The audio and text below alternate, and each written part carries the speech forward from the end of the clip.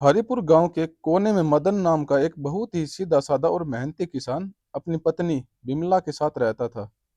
मदन दिन भर खेतों में खून पसीना बहाता था ताकि अपने घर का खर्चा चला सके।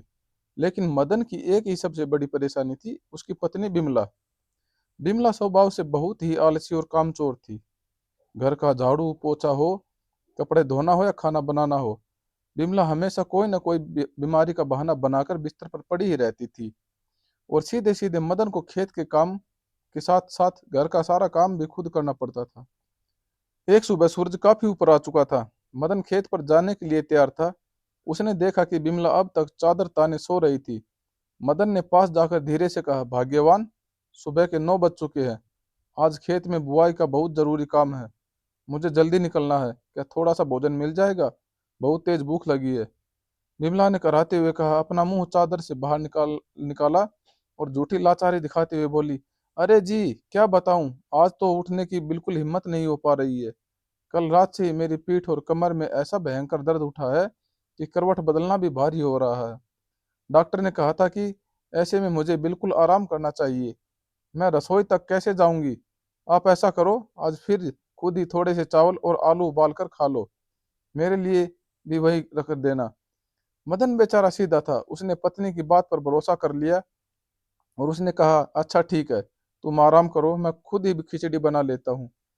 मदन ने रसोई में जाकर जैसे तैसे खाना बनाया, खुद खाया, पत्नी के लिए रखा और भारी मन से खेत की तरफ चल पड़ा। उसे हर रोज उबला हुआ बेस्वाद खाना खाना पड़ता था, जिससे वह अंदर ही अंदर परेशान हो चुका था। उधर मदन के जाते ही बिमला बिस्तर पर उठकर बैठ गई और मुस्कुराने लगी। तभी पड़ोस में रहने वाली उसकी सहेली चंपा उससे मिलने आई। चंपा ने देखा कि बिमला आराम से बैठी है। चंपा ने पूछा, अरे बिमला, कल तो तुम कह रही थी कि तुम आज घर में बहुत सारे कपड़े धोने धोने हैं और सफाई करनी है। तुम यहाँ आराम से बैठी हो और मदन भाई अकेले खेत पर गए हैं। बिमला ने जोर से ठाका लगाया और गर्व से बोली, अरे चंपा, तू भी कितनी नासमझ है।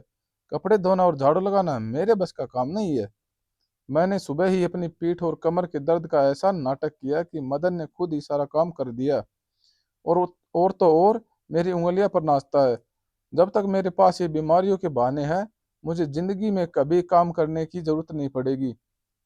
बिमला अपनी इस चालाकी पर बहुत खुश थी, लेकिन वह यह नहीं जानती थी कि मदन खेत पर जाते समय अपनी लाठी भूल गया था और वह वापस लौट रहा था।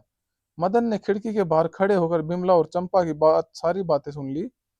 मदन को अपनी पत्नी के इस झूठ और धोखे से बहुत ठेस पहुंची। उसका दिल टूट गया कि वह दिन रात मेहनत करता है और उसकी पत्नी उसके सीधेपन का मजाक उड़ाती है। लेकिन मदन ने गुस्सा करने के बजाय बिमला को सबक सिखाने की एक अनोखी तरकीब सोची। वह चुपचाप बिना आवाज किए वापस खेत पर चला गया।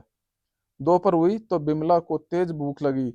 उसने रो सोचा कि मदन तो शाम को आएगा, क्यों ना आज अपने लिए कुछ बढ़िया और स्वादिष्ट बनाया जाए। बिमला ने रसोई में जाकर अपने लिए गरम गरम पूरियां और मसालेदार कटहल की सब्जियां बनाई। पूरे घर में मसालों की महक फैल गई। बिमला थाली सजाकर जैसे ही पहला निवाला मुंह में डालने वाली थी, तभी अचानक दरवाजे पर मदन के आने की आहट हुई। बिमला घबरा गई।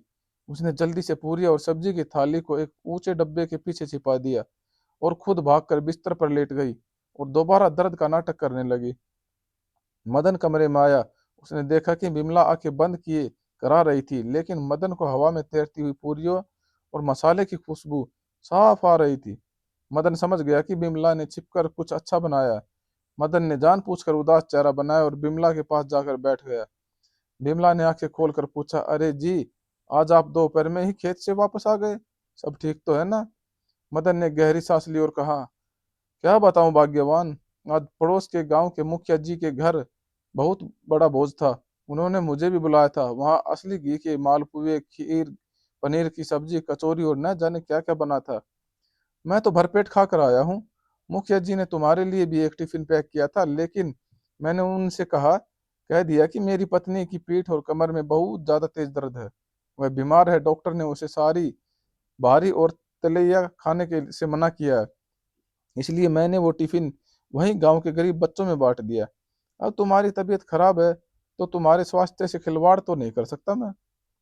यह सुनकर बिमला के पैरों तले जमीन खिसक गई। उसके मुंह में पानी आ गया था। उसने मन ही मन सोचा कि हाय रे फूटी किस्मत, इतना अच्छा खाना हाथ से चला गया। विमला ने उदास होकर कहा, ओहो, आपने अच्छा नहीं किया, थोड़ा सा तो ले ही आते, तो मैं भी चख लेती। मदन ने मुस्कुराते हुए कहा, नहीं भाग्यवान, तुम्हारी सेहत के लिए सबसे पहले। और हाँ, रास्ते में मुझे वेद जी मिले थे। मैंने उन्हें तुम्हारे इस पुरानी पीठ और कमर दर्द के बारे में बताया। उन्होंने कहा कि यह बीमारी शरीर और खराबी की वजह से है। इसके इलाज के लिए आज से हर सुबह तुम्हें खाली पेट एक गिलास करेले और नीम के पत्तों का कड़वा रस पीना होगा, और अगले 1 महीने तक तुम्हें सिर्फ उबली हुई लौकी और कद्दू का सूप दिया जाएगा, बिना नमक और मसाले के। अगर तुम यह परहेज नहीं करोगी तो तुम्हारा दर्द कभी ठीक नहीं होगा। मैंने वेद जी को पैसे दे दिए हैं और नीम की पत्तियां भी ले आया हूँ। यह सुनते ही बिमला के होश उड़ गए। उसने कांपते हुए कहा, क्या, करेले और नीम का रस, और 1 महीने तक बिना नमक की लौकी? नहीं नहीं, मुझे इसकी कोई जरूरत नहीं है, मैं ठीक हूँ। मदन ने बात काटते हुए गंभीरता से कहा, बिल्कुल भी नहीं, तुम अपनी बीमारी को हल्के में ले रही हो। मैं अपनी पत्नी को दर्द में नहीं देख सकता। कल सुबह से ही तुम्हारा यह कड़ा इलाज शुरू किया जाएगा। अगली सुबह हुई। मदन रसोई से एक बड़ा गिलास भरकर नीम और करेले का गाढ़ा कड़वा रस लेकर बिमला के बिस्तर के पास पहुंच गया। रस की महक की इतनी कड़वी थी कि विमला का जी घबराने लगा। मदन ने कहा, लो भाग्यवान, इसे एक सांस में पी जाओ, और इसे पीने के बाद ही तुम्हें उबली हुई लौकी का पानी मिलेगा। विमला ने रोते हुए मना करना चाहा, लेकिन मदन के जोर देने पर उसे वो बेहद कड़वा रस पीना पड़ा। रस पीते ही बिमला का मुंह कड़वाहट से भर गया और उसकी आंखों से आंसू निकल आए। दोपहर को मदन ने उसे खाने से सिर्फ उबली हुई बिना नमक की लौकी दी। बिमला को अपनी चालाकी की इतनी बड़ी सजा मिलेगी उसने सपने में भी नहीं सोचा था। वह भूखी रहने लगी क्योंकि वह उबला खाना खा नहीं पाती थी। तीसरे दिन बिमला की भूख और बर्दाश्त का बांध टूट गया। दोपहर के समय मदन खेत से लौटा तो उसके हाथ में एक पोटली थी। मदन ने रसोई में जाकर पोटली खोली तो उसमें से एक ताजी कचौरी और समोसों की खुशबू आने लगी। मदन ने आवाज दी, भाग्यवान, मेरी एक जान पहचान के यहाँ से कचौरी आई है। मैं तो खा रहा हूँ, तुम्हारे लिए चूल्हे पर लौकी उबल रही है, तुम वो खा लेना। बिमला से अब और सहा नहीं गया। वह दौड़ती हुई रसोई में आई और सीधे मदन के पैरों में गिर पड़ी। बिमला की आंखों से टप टप आंसू बह रहे थे। वह रोते हुए बोली, मुझे माफ कर दीजिए, मुझे माफ कर दीजिए। मैंने आपसे बहुत बड़ा झूठ बोला था। मुझे कोई पीठ दर्द, कमर या पैर का दर्द नहीं था। सिर्फ आलस के कारण काम से बचने के लिए बीमारी का नाटक कर रही थी और आपसे सारा काम करवाती थी। भगवान के लिए मुझे वो नीम का रस और उबली लौकी मत दीजिए, मैं भूख से मर जाऊंगी। मैं कसम खाती हूँ कि कल से घर का सारा काम मैं खुद करूंगी, आपको कभी शिकायत का मौका नहीं दूंगी। मदन ने बिमला को उठाया, उसकी आंखों से आंसू पोंछे और बहुत ही प्यार से मुस्कुराते हुए कहा, बिमला, मैं तो पहले दिन से ही तुम्हारा यह सच जानता था। मैंने तुम्हें खिड़की से चंपा के साथ बात करते हुए देख लिया था। मैं चाहता तो तुम पर गुस्सा कर सकता था, लेकिन मैं तुम्हें डराना नहीं बल्कि जिम्मेदारी का एहसास कराना चाहता था। एक परिवार तभी चलता है जब पति और पत्नी दोनों मिलकर कंधे से कंधा मिलाकर काम करेंगे। अगर एक थकेगा और दूसरा सिर्फ आराम करेगा तो घर बिखर जाता है। बिमला को अपनी गलती का गहरा एहसास हुआ। उसका दिल भर आया कि उसका पति इतना सब जानकर भी उस पर चिल्लाया नहीं बल्कि उसे प्यार से सुधारा। बिमला ने मदन के हाथ से कचौरियां ली और आधा हिस्सा मदन के मुंह में डालते हुए बोली, आज के बाद आपका यह घर कभी नहीं बिखरेगा। आज से आपकी बिमला बदल गई है। अगले दिन से हरिपुर गांव के लोगों ने एक नया नजारा देखा। मदन के खेत पर जाने से पहले उसका घर साफ सुथरा होता था और बिमला सुबह सुबह उठकर मदन के लिए स्वादिष्ट भोजन बनाकर पोटली में बांध कर देती थी। अब बिमला आलसी नहीं रही थी बल्कि गांव की सबसे समझदार और कर्मठ पत्नी बन चुकी थी। मदन का घर सब सचमुच सब खुशियों का मंदिर बन गया था, जहाँ दोनों मिलकर अपने जीवन की गाड़ी को हंसते खेलते आगे बढ़ा रहे थे।